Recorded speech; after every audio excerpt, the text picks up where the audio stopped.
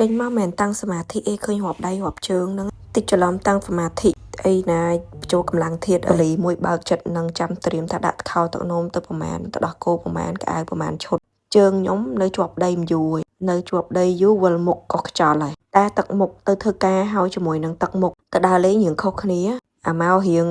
មិនសូវស្រស់ហ្នឹងអាហ្នឹងរៀបអីវ៉ៃវ៉ាន់ទៅធ្វើការបើថារៀងស្រស់បោះចេញមកញ៉ឹមញ៉ែមិនហ្នឹងទៅដើរលេងឥឡូវនេះកំពុងរាប់ខោទឹកនោមថាយកខោទឹកនោមទៅប្រមាណបោកចុះបោកឡើងទៅវាមិនសូវយូរថ្ងៃបើថាទៅយូរថ្ងៃស្រួលទេដាក់តែម្ដុំទៅប៉ុន្តែទៅមិនយូរថ្ងៃហ្នឹងវារៀងពិបាកអញ្ចឹងរាប់ចុះរាប់ឡើងខ្លាច់ស្ទើហើយខ្លាច់លើសយកទៅច្រើនពេកធុញនឹងយកត្រឡប់មកវិញរាប់ទាំងខោទឹកនោមរាប់ទាំងទឹកដោះគោដើរជាមួយកូនទូចអញ្ចឹងទឹកដោះគោលើកនេះដាក់ទៅ2យួរហ្នឹងប្រហែលជាមិនអស់ទេដោយសារតែទៅតែ4យប់បើសិនជាទៅលើសហ្នឹងអាចរៀងស្ទើនេះគេទៅមើលចុះមើលឡើងដឹងរាប់ថ្ងៃចុះឡើងដូចគេ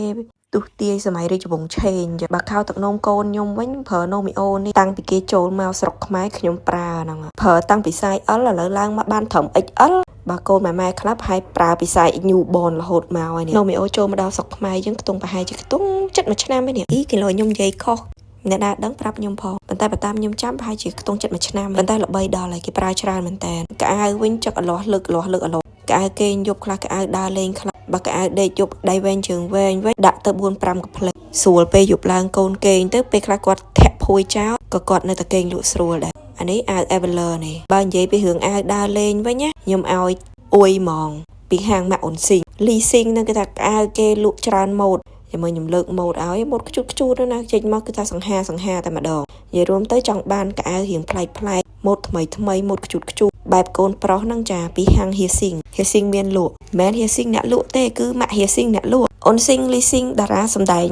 បកែទឹកមុខយើងរៀបកៅអៅកូនរួចរាល់ហើយនៅតែកៅអៅខ្លួនឯងបានតែប៉ុណ្្នឹងអីវ៉ៃបានសូវច្រើននេះព្រោះទៅតិចថ្ងៃ